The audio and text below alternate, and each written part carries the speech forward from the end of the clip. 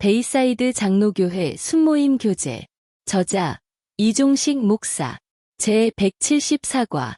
환난과 우환의 때에도 주의 말씀은 나의 즐거움이니이다. 시편 119편 137절에서 144절까지 말씀입니다. 여호와여 주는 의로우시고 주의 판단은 옳으니이다.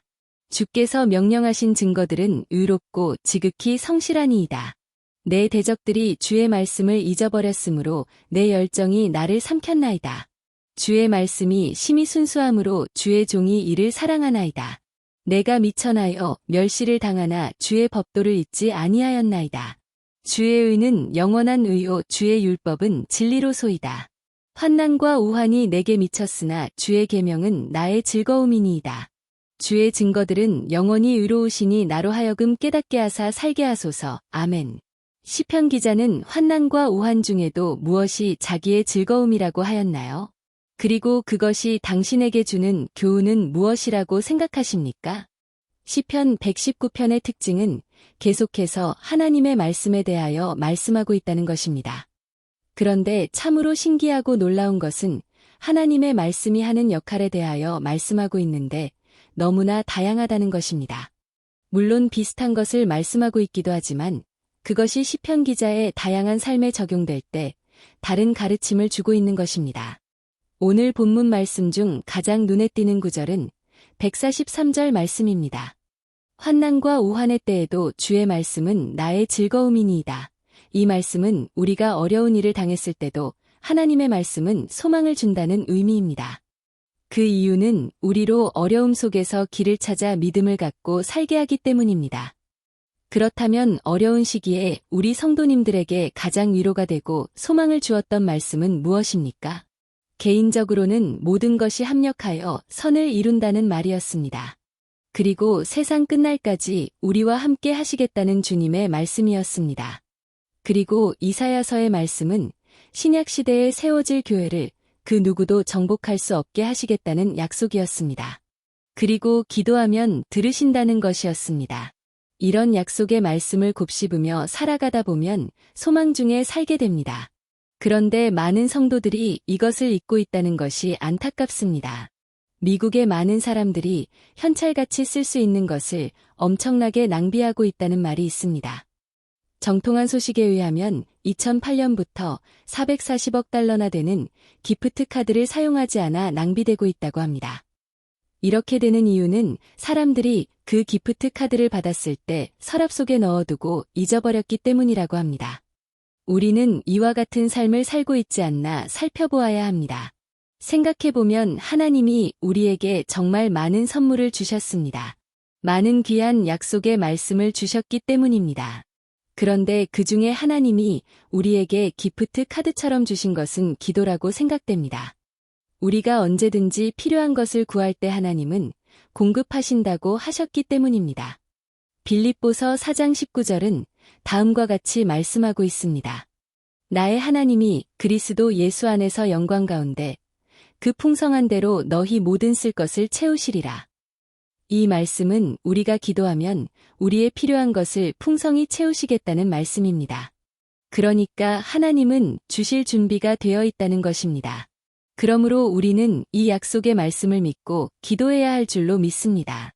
이제 이러한 하나님의 약속이 얼마나 확실하다는 것을 시편 기자는 본문 138절에 다음과 같이 고백하고 있습니다.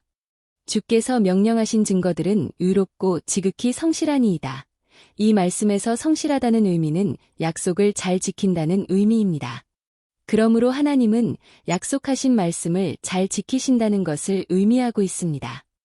그 다음으로 오늘 본문 140절에서 시편 기자는 주의 말씀이 심히 순수함으로 주의 종이 이를 사랑하나이다 라고 고백하고 있습니다. 이 말씀에서 순수하다는 것은 금을 재련하는 곳에서 불순물을 제거하고 순금을 모으는 것을 의미합니다. 그러니까 하나님의 말씀은 거짓이 없는 온전한 것이라는 것을 말씀하고 있습니다. 시편 기자는 이런 확신 가운데 본문 144절에서 다음과 같은 지혜로운 기도를 드리고 있습니다.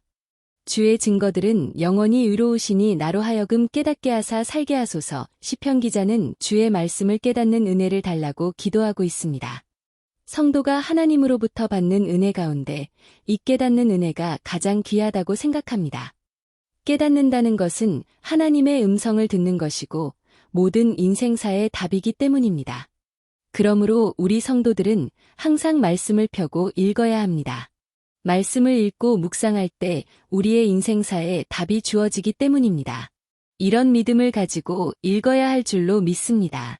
어느 곳에 할아버지와 손주가 집 뒷마당에서 놀고 있었습니다. 그러다가 할아버지는 힘이 들었는지 잠시 앉아 쉬면서 성경책을 읽기 시작했습니다. 그것을 본 손주가 따라 성경을 읽더니 조금 있다가 할아버지에게 묻습니다. 왜 할아버지는 그렇게 성경을 자주 읽냐고요?